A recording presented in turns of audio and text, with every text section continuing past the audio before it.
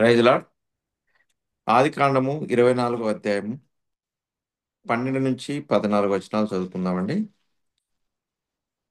ఆది కాండము 24వ అధ్యాయము 12వ వచనం నుంచి 14 వచనాలు.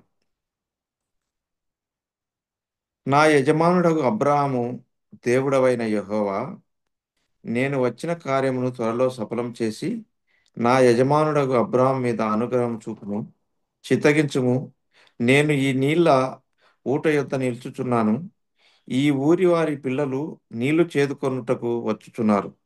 కాబట్టి నేను త్రాగునట్లు నీవు దయచేసి నీ కడువను వంచమని నేను చెప్పగా, నీవు త్రాగుమో, నీ వంటలకును నీళ్లు పెట్టదనని ఏ చిన్నది చెప్పునో ఆమెయే నీ సేవకుడైన ఇస్సాకు కొరకు నీవు నియమించినదయుండునుగాక.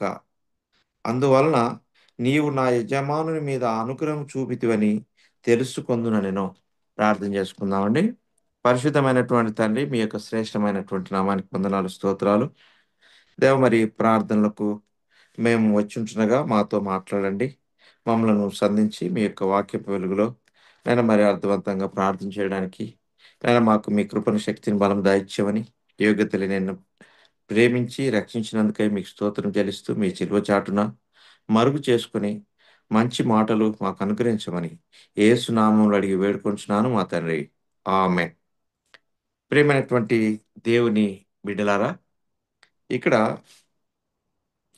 అబ్రహాం సేవకుడు ఎలియాజరు ప్రార్థన చేస్తా ఉన్నాడు. ఎందుకు చేస్తా ఉన్నా అంటే, అబ్రహాం ఆయనకు ఒక పనిని అప్పగించాడు. ఆయన చాలా సంపన్నమైనటువంటి వ్యక్తి. అబ్రహాము బహుకాలము వృద్ధుడై ఉన్నాడు. చాలా ఏళ్ళు గడిచాయి. ఇక ఆయన కుమారుడైనటువంటి ఇస్సాకుకు భాగస్వామిని తీసుకొని రావాలనే ఆలోచనతో ఆ ఇంటి పెద్ద దాసుడైనటువంటి ఎలియాజరుతో ఒక ప్రమాణం చేస్తాడు. అది 24వ అధ్యాయం మొదటి 1-2 వచనాల్లో ఉంటుంది. వాళ్ళ యూదుల ఆచారం ప్రకారము ఒక ప్రామిస్, ఆయన తొడ కింద ఆయన చేయబెట్టి ప్రార్థన, అంటే ఒక ప్రామిస్ చేస్తాడు. నా కొడుకుకు నువ్వు ఒక అమ్మాయిని, ఏ అమ్మాయి అంటే నా స్వదేశీయులలో నా బంధువుల్లో ఒక అమ్మాయిని ఆయనకు భాగస్వామిగా తీసుకొని రమ్మని ఆయన ఒక ప్రమాణం, ఒట్టు ఎలియాజర్తో చేసి పంపిస్తాడు. ఆయన పంపిస్తే ఆయన వస్తా ఉంటాడు. వీళ్ళ ఊరే ఆ ఊరు పేరే ఊరు. ప్రస్తుతం ఇప్పుడు ఇరాక్ దేశం ఉంది కదా, ఆ దేశంలోనే ఉన్నటువంటి ఆ ఊరు. ఆయన ఊరు నుంచి దేవుడు పిలిచినప్పుడు ఊరు అనే గ్రామం నుంచి బయటకు వచ్చి హారాన్కి వస్తాడు. హారాన్లో నుంచి మళ్ళీ ఇప్పుడు ఇజ్రాయెల్ దేశమైనటువంటి కానానులో నివాసం ఉంటాడు. కానానులో ఉన్నప్పుడు ఆయన కుమారునికి భాగస్వామి కావాలని ఆయన ఇంటి పెద్ద దాసుడైనటువంటి ఎలియాజరుతో మాట్లాడి ఆయన పంపించినప్పుడు, ఈయనకు దేవుని మీద అపారమైనటువంటి భక్తి, విశ్వాసం ఉంటుంది. అంత మాత్రమే కాదు, ఈయన యజమానుడు అబ్రహాము ఏదైతే ఎలియాజర్కి అప్పగించాడో పని, ఆ పని విషయంలో నమ్మకంగా, చాలా ఫెయిత్ఫుల్ సర్వెంట్‌గా వాళ్ళ ఇంట్లో ఉన్నాడు. కాబట్టి ఆయన ఈయనకు పనిని అప్పగించి, నా స్వదేశానికి వెళ్ళి నా బంధువులలో ఒక అమ్మాయిని తీసుకొని ఆమెను నా కొడుకుకు ఇస్సాకుకు వివాహం చేయాలని ఆయనతో మాట్లాడి పంపిస్తే, ఈయనకేమి, ఆయన చెప్పిన మాటనే వినాలి కదా. ఏమీ అర్థం కాని పరిస్థితుల్లో ఏదైతే చెప్పాడో ఆయన ఆ మార్గం గుండా వెళ్తూ ఒక ఊరి దగ్గరికి వచ్చాడు. నాహోరు అనే పట్టణం దగ్గరికి వచ్చినప్పుడు ఆయన అక్కడ ఒక బావి, ఊరి బయట అక్కడ కొంతమంది స్త్రీలు నీళ్లు తోడుకోవడానికి వచ్చేటటువంటి క్రమంలో ఓ ప్రార్థన చేసుకుంటాడు. ప్రభువా, నా దేవుడు, నా యజమానుడు సేవించుచున్నటువంటి దేవుడమైనటువంటి యెహోవా, నువ్వు నా పక్షాన కార్యం చేయాలి, నా కార్యాన్ని సఫలీకృతం చేయాలి అని ప్రార్థన చేస్తూ ఆయన ఈ 12, 13, 14 వచనాల్లో దేవునికి, యెహోవా దేవునికి ప్రార్థన చేస్తున్నటువంటి సందర్భం. ఆయనకు ఏ అమ్మాయి అనేది తెలియదు, ఎవరు అనేది తెలియదు, ఏ ప్రాంతం అనేది తెలియదు. కానీ ఆ యొక్క బావి దగ్గరికి వచ్చినప్పుడు నాహోరు యొక్క పట్టణం దగ్గరికి వచ్చినప్పుడు ఆయన బావి నీళ్ళ దగ్గర ఆయన ఉండి ఏమని ప్రార్థన చేసుకుంటున్నాడంటే, ఏ అమ్మాయి అయితే నేను తాగడానికి నీళ్ళు అడిగితే ఇస్తుందో, ఏ అమ్మాయి అయితే నా వంటలకు నీళ్లు చేది పెడుతుందో, ఆమెనే నా యొక్క యజమానుడి కుమారునికి భార్యగా ఉంటుందని ఒక సూచన చూపించమని దేవునికి ప్రార్థన చేస్తాడు. ప్రియమైనటువంటి దేవుని బిడ్డలారా, మనం కూడా ప్రార్థన చాలా విషయాలు చేస్తాం కదా! ఆ ప్రార్థనలో ఖచ్చితమైనటువంటి ఆ యొక్క సైన్ దేవుడిని అడగొచ్చు. ప్రభా నువ్వు నాకు ఈ గుర్తు చూపిస్తే నేను దీన్ని ఆహ్, ఒబలై చేస్తా, ఓకే చేస్తా, అంగీకరిస్తానని దేవుని దగ్గర మనం ఏం చేయొచ్చు? ప్రార్థన చేసుకోవచ్చు. ఆయన ప్రార్థన చేశాడు. గైడెన్స్ నాకు సలహా, జ్ఞానం ఇవ్వమని ప్రార్థన చేసుకున్నాడు. ఆ ప్రార్థనలో విశ్వాసంతో ప్రార్థించాడు. Prayer with confidence, prayer with faith, prayer with guidance, pray for prayer for guidance. దేవుని యొక్క జ్ఞానం కావాలని కోరుకున్నాడు. విశ్వాసంతో నా యజమానుని కుమారునికి ఒక అమ్మాయిని చూపించు. ఎవరైతే ఈ విధంగా చేస్తారో వాళ్ళు మాత్రమే నా యజమానుని కుమారునికి అంటే ఇసాకుకు భార్యగా నేను తీసుకొని పోతాను అనేటటువంటి ఆ యొక్క సందర్భంలో ప్రార్థన చేసుకుంటా ఉన్నాడు. మనం కూడా దేవుని సన్నిధికి వచ్చాం కదా! మనం ఏది అడుగుతున్నామో అది ఖచ్చితంగా పర్టిక్యులర్ పాయింట్ మీద మనం ఫోకస్‌గా దేవుణ్ణి అడగాలి. దేవుని యొక్క సన్నిధిలో మనం ఏదైతే ఆయన్ని అడుగుతా ఉన్నామో, ఆయన ఖచ్చితంగా ఆ దినాల్లో ఎలియాజరుకు ఏ విధంగా అయితే ప్రార్థన విని ఇమ్మీడియేట్‌గా ఆయన అనుకున్నటువంటి ఆలోచన ఆయనకు, దేవునికి మాత్రమే తెలుసు. అక్కడున్నటువంటి రిబ్కాకి ఏమాత్రం తెలీదు. ఎప్పుడైతే ఈయన ఆమెను "అమ్మ నాకు తాగడానికి దాహమేస్తుంది కొన్ని నీళ్ళివ్వు" అని అడగగానే ఆమె ఏం చేసింది రిబ్కా, ఆమె కడవ అంటే మట్టితో తయారు చేసినటువంటి కుండలు ఆ దినాల్లో ఉన్నాయి. ఆ కడవను దించి ఆయనకు నీళ్లు పోసి, మళ్ళీ వాళ్ళ ఒంటెలు 10 ఒంటెలు అవి చాలా ఎక్కువ నీళ్లు తాగుతాయి. 10 ఒంటెలకు నీళ్లు చేదిపోయడం అంటే ఎంతో హార్డ్ వర్క్‌తో కూడుకున్నటువంటి పని. అంటే ఆమె ముందుగానే వర్క్ చేసేటటువంటి వుమెనే. ఇంట్లో బాగా పనిచేసేటటువంటి స్త్రీనే. అయితే ఆ 10 వంటలకు కూడా నీళ్లు చేదిపోసి వారికి మళ్ళీ ఈయన అడుగుతాడు ఎలియాజర్, "అమ్మా నువ్వు ఎవరు? ఏంటి?" అని అడిగితే ఆమె చెప్తుందనమాట. "ఇట్లా నేను నా మా మా బా మా నాన్నగారు, మా తమ్ముడు, మా బంధువులు మాకు స్థలం ఉంది. మా ఇంట్లో గడ్డి ఉంది. మేము ఆహ్, మిమ్మల్ని పిలుచుకుపోతామని" వాళ్ళ నాన్నగారికి చెప్తుంది. నన్ను ఇక్కడ ఒక వ్యక్తి వచ్చాడు, పరిచయమయ్యాడు.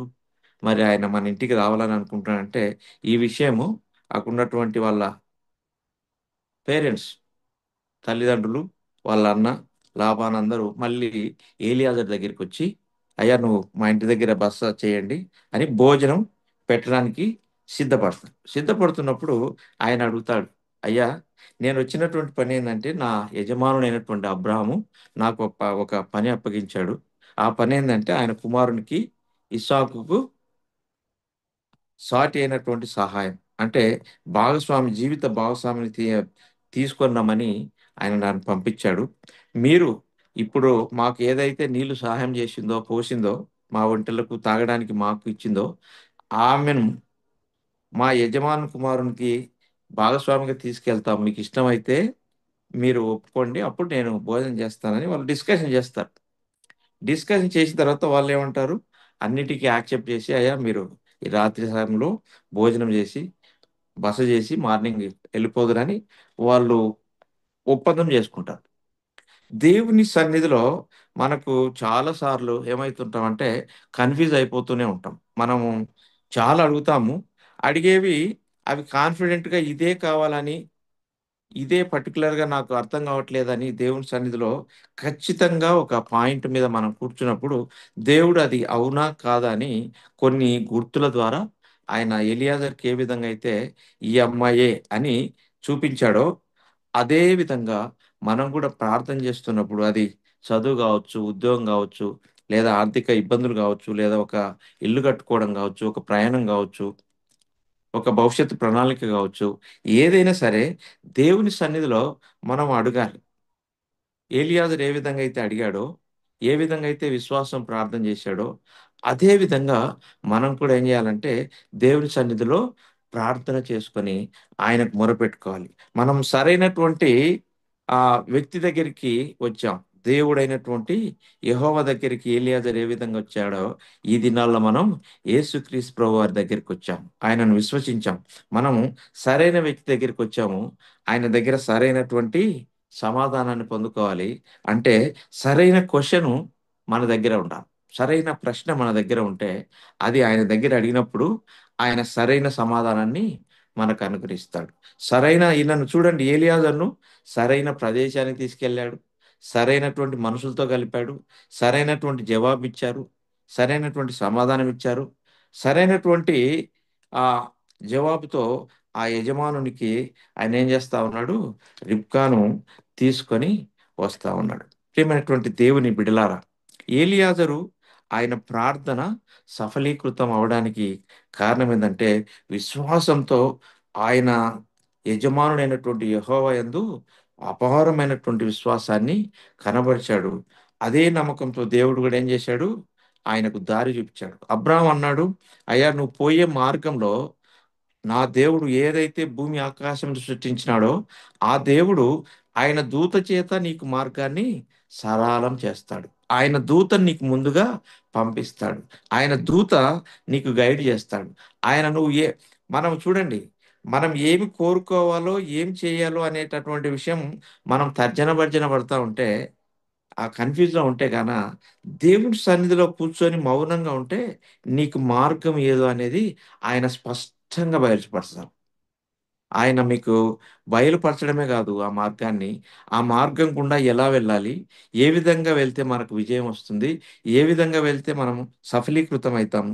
ఏ విధంగా వెళ్తే మన జీవితాల్లో విజయం ఉంటుందనేటటువంటి విషయాన్ని దేవుని దాసుడు ఏలియాజరు ఏ విధంగా అయితే ఆయన ప్రార్థనకు సమాధానాన్ని పొందుకున్నాడో, మనం కూడా ఈ రాత్రి కాల సమయంలో మన ప్రార్థన మనవులు ఖచ్చితంగా దేవుని సన్నిధిలో కుమ్మరించి, ఆ ప్రార్థనలన్నిటికి కూడా మనము జవాబును యేసుక్రీస్తు ప్రభువారి దగ్గర ఖచ్చితంగా పొందుకుంటామనే విశ్వాసంతో మనం ప్రార్థించాలి. కాబట్టి ప్రియమైనటువంటి దేవుని బిడ్డ, అబ్రాహాం ఏ విధంగా అయితే విశ్వాసం ఉంచి ఏలియాజరును పంపించాడో, ఏలియాజరు గూడా అబ్రాహాం విశ్వాసాన్ని వమ్ము జేయకుండా, ఆయన విశ్వసించే యెహోవా దేవుని మీద విశ్వాసం ఉంచాడు. ఆయన చెప్పినట్టుగానే చేస్తూ వచ్చాడు. కానీ ఈ మార్గంలో ఏలియాజరుకు ఏమీ అర్థం కాలేదు. పొమ్మన్నాడు, పోతున్నాడు. కానీ ఆయన ఒక చాట నిలబడి ప్రార్థన చేసుకుంటాడు. అయ్యా! నేను అర్థం గాని పరిస్థితిలో ఉన్నాను. నేనొచ్చినటువంటి పరిస్థితి ఇదని దేవునికి చెప్తే, దేవుడు రిబ్కా హృదయాన్ని తెరిచి, ఆమె ఈయన మనసులో ఏదైతే అనుకున్నాడో దానిని ఆమె చేయడం చేత, ఇదిగో దేవుడు ఒక సూచన నాకు కలుగజేశాడు. ఆయన ఒక సైను కలుగజేశాడు.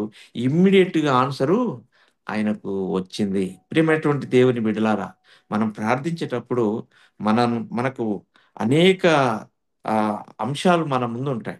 అనేక అవసరతలుంటాయి. అన్నిటిని గూడా మనం ఏం జేయాలంటే, దేవుని వైపు చూస్తూ, ఆయన నాకు ఇచ్చి ఉన్నాడు అని నమ్ముతూ ప్రార్థన జేయాలి. అవి స్లోగా కొన్ని వస్తాయి. కొన్ని ఇమ్మీడియేట్‌గా వస్తాయి. ఇప్పుడు ఎలియాజర్‌కేమి ప్రార్థన చేయగానే ఆయనకు సమాధానం వెంటనే, జవాబు వెంటనే వచ్చేసింది. గాడ్ ఆయనకు ఇమ్మీడియేట్‌గా రెస్పాండ్ అయ్యి, ఆయన ప్రార్థనను అంగీకరించాడు. కొన్నిసార్లు మనకు ప్రార్థన చేస్తుంటే ప్రొలాంగ్ అయిపోతా ఉంటాయి గదా! కొన్ని విషయాలు.